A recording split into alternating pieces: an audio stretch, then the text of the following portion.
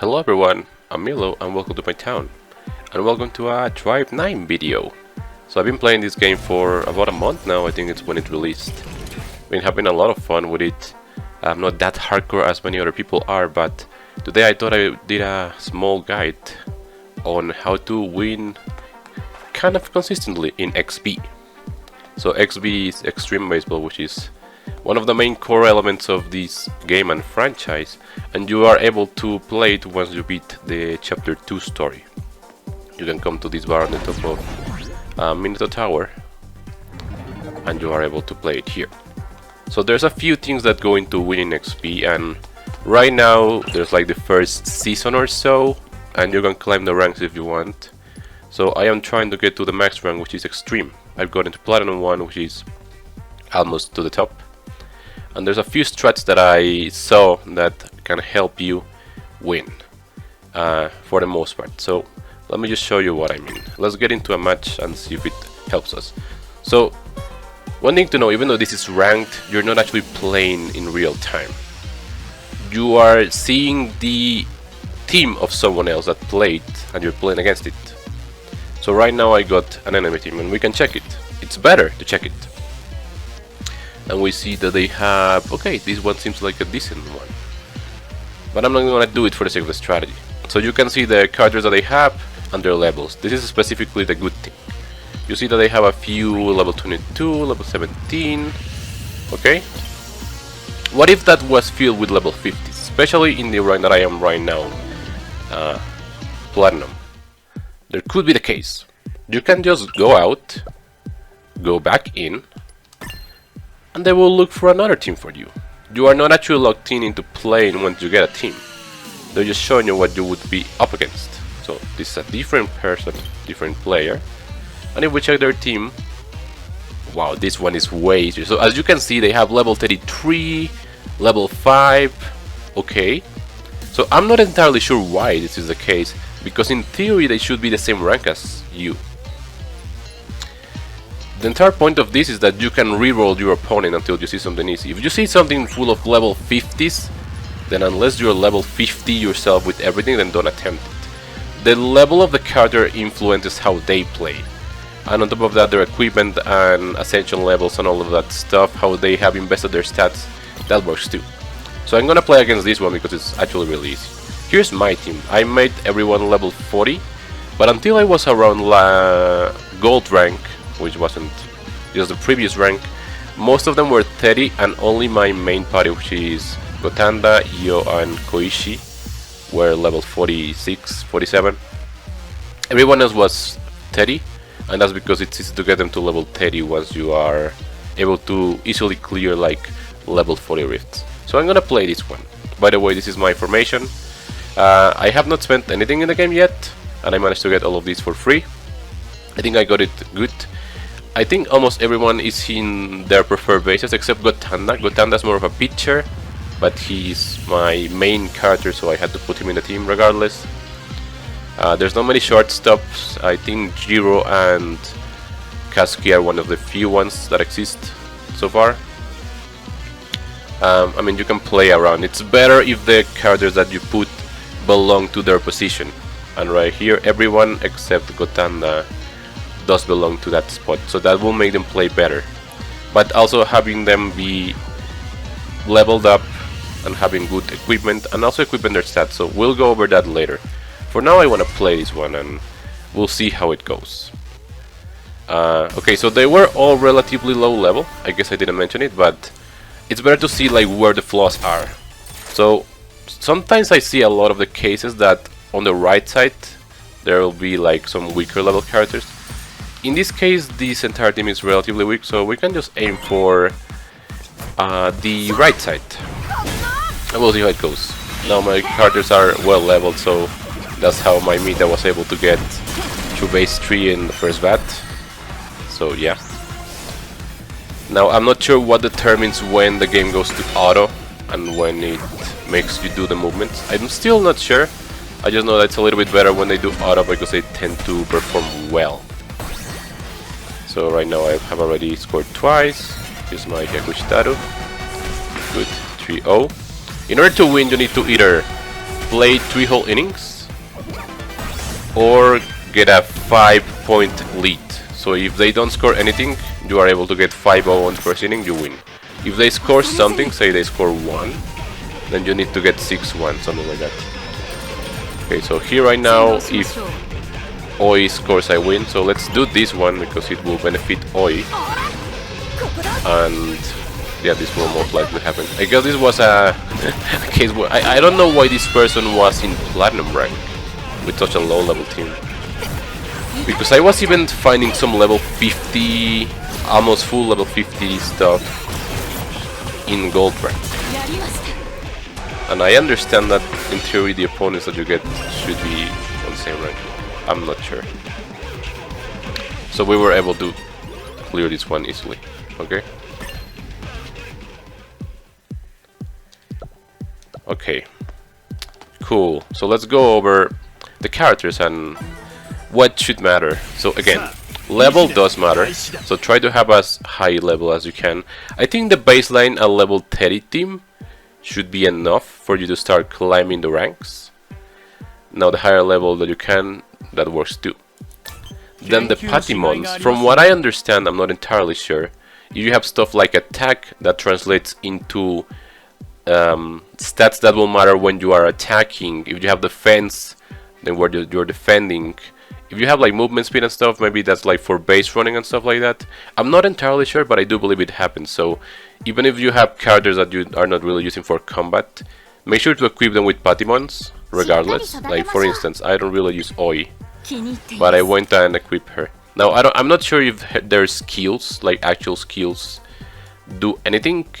I think not. So it's better if you actually give them raw stats, but whatever. And then the other thing is their ascension state too, especially for this. You know, when you're investing your points, you'll see what their effect is, but there's an XP effect too. So for example, if you invest into this one, you'll activate more likely to be better at batting, pitching, about 20 in offense. For this one is for defense. For this one is for passing and base running. And then these two make it more likely that you will activate your super plays. On top of that, every character does have their XP skill, but I guess it's something that they can perform at times. It's not necessarily something that I would see. And like most people will probably not have a full 9 roster of characters. Probably, I'm just thinking. I did get lucky and I got a few. Like right now I'm not using Todoroki. I think Todoroki is kind of bad. Like it's kind of because of his fat. But I always feel like he doesn't really perform good when I had him in my team. And Saigo, I think Saigo can be probably good. I'm just not personally using him. Tsuki is a pitcher and I see her in a lot of people's teams, mainly because she's a free character. But I just swap her out for Mita. But anyways, those are the main things that you have to consider. The essential level matters. And for example, if you're noticing that a specific character is not doing all that well when in certain positions, mainly like in defense maybe, then you could try to, like, I don't know, subtract points from some of their things and invest in into other ones. It's up to you. Especially if you're not using them in battle and you have ascended them. About ascensions, I think if you have at least a rank 3 is good. That gives you enough points to play around. I think for Oi, no, who was it? Yeah, Kuchitaro, for instance, I just gave him here. Even though he's an effective character, but I don't use him in fights.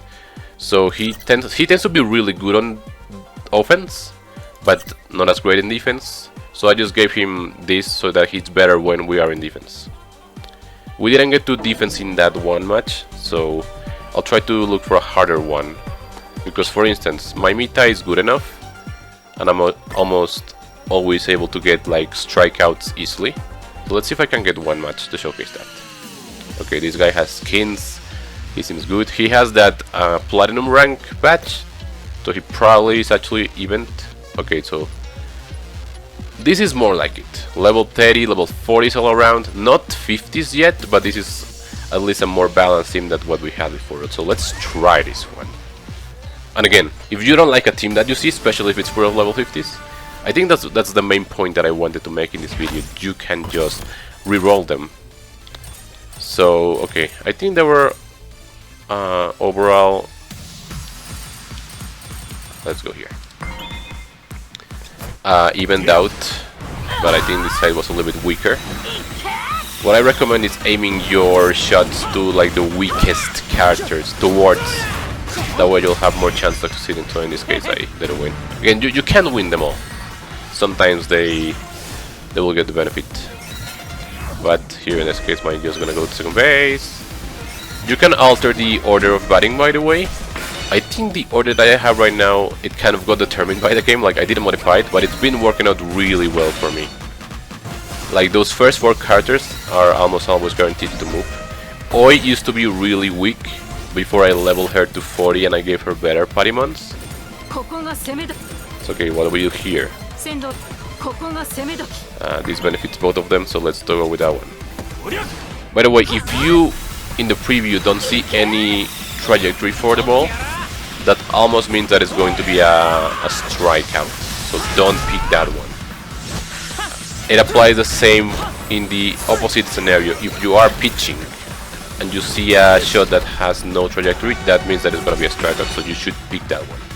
I'm trying to see if we actually get a case at pitching here. Okay, like, I would ideally not want my characters to get outed, but in this case I do want it to happen, so I can showcase. Okay, and by the way, I decided to make this video now before I'm in extreme rank, because most likely when I'm in the highest rank, for one, I probably won't really play too much, but it will be hard to make this video because it's the top ranking. So let's see here. So there's shot trajectories. However, when we get the ult for Mita in this case, I do like to use it. His powerful skill. It won't necessarily result in a strikeout, but you know, the effects that it has, there's a chance that my other character succeed. Oh, never mind, he actually scored. Let's see what we can do here.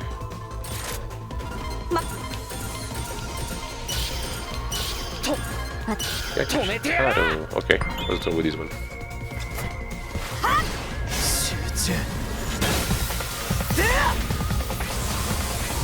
And if you have like weaker teams, you may be able to like straight up strike them out easily.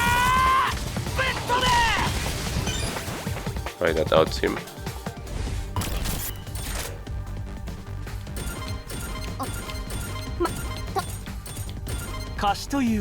It also really depends, like Hugo Tanda would be hitting it, but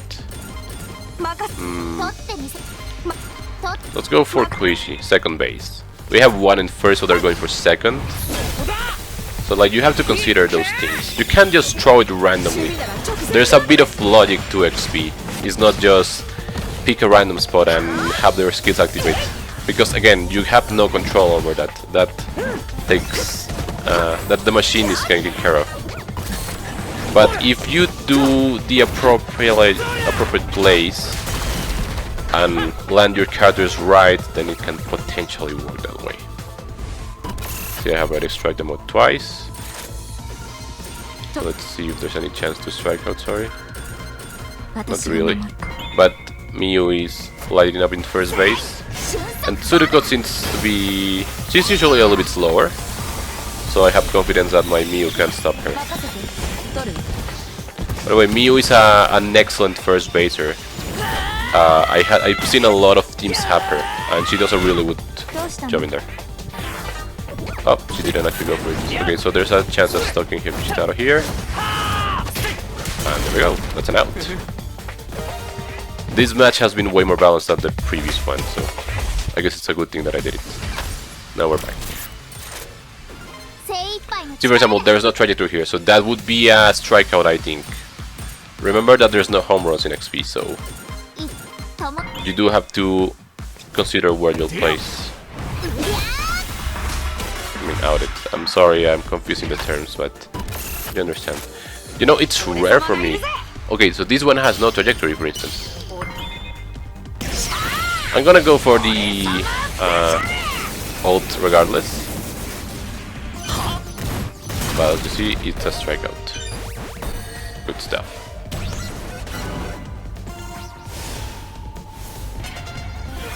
Alright, there we go.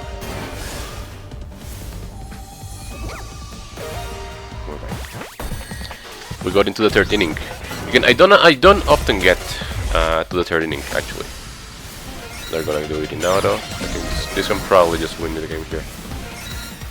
If at any point you come into a 5-point difference, you automatically win.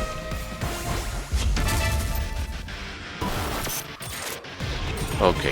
Let's see. Let's go with this one. Oh, so this is Gotanda's skill. Yeah, I guess I never see him because I don't have him as a pitcher.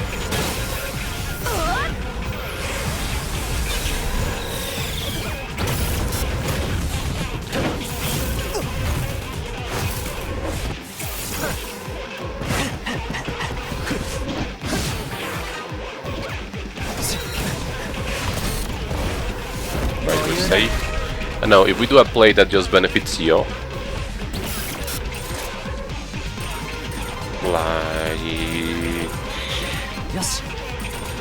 like this one, then we will most likely have it.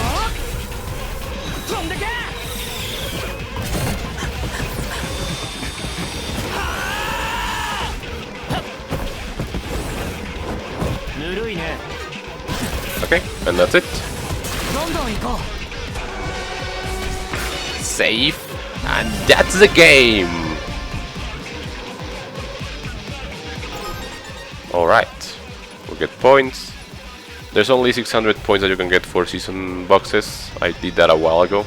Like, I think just around mid-silver rank you finish with that. The points you get per rank are higher per rank, but there's usually around the same amount of matches that you have to do. Not really, in Platinum it was more. Like, getting from Gold 1 to Gold 3, that took me like only 4 or 5 matches. But then I had to do 5 matches themselves within Gold 3 to get to Platinum 1. And again, the amount of points you get increases per round. So right now I'm getting plus 8 points per win. In Gold it was plus 7, in Silver it was plus 6, and I think in Bronze it was plus 5. You see the amount of points that you need for the next rank, and so on. If you lose, I'm not sure if you lose the same amount of points. I know that in all of the matches that I played to get here, I think I only lost 1. I'm confident that I only lost 1. And I've only been doing this strat of the re-rolling opponent ever since I got to Gold. I didn't really struggle beforehand. I'm not gonna do another one just now, but I guess that's my main point in the video. This is how you can potentially ease your climb up to extreme rank if you want. Alright, hello. I don't know how I'm gonna segue from that previous thing, but I am about to get to extreme rank. I'm only missing 1 point. This is my final game. As you can see here, the climax. So I guess I just wanted to say some final things. So like, doing the reroll strategy, it really does work. Like, I'll show a screenshot right now. I found a full level 50 team in the final stretch from Platinum 3 to Expert. Extreme. I keep mistaking Expert for Extreme, or the other way around. So you don't want to be dealing with those kind of teams, for sure. That's why you can reroll. Like, this team that I have right now, not a single one of them is over level 40, actually. So, and in theory, they should indeed be in this ranking. It's interesting because I saw some players that really had relatively low character teams, and they were allegedly on Platinum. So, oh, I don't know if this was a good choice. Although this fails. Okay, never mind, it's good. But you can just do that and, you know, find yourself easier matches. Let's see if this scores, I'm not sure. Something that I also noticed is that there's some matchups that are a little bit harder to win, like character versus character. I noticed that my Mew fell to Hyakuchi Taro a few times. Yeah, he broke her skill actually. Alright, let's see it. Oh baby, extreme! Oh, I didn't take that. Oh, and that's the total amount of ranking points. Oh, so you can tell here. Good thing, because I didn't actually know how many points it was in total to win. So you can see there now. They don't really acknowledge it, but we did it. So we go into our profile, we'll see that Majestic reached extreme rank in XP rank. I mean, whatever. So it has a number 1. I assume that means that it's for season 1. Again, I don't think I'll be doing this again. So just for this one time.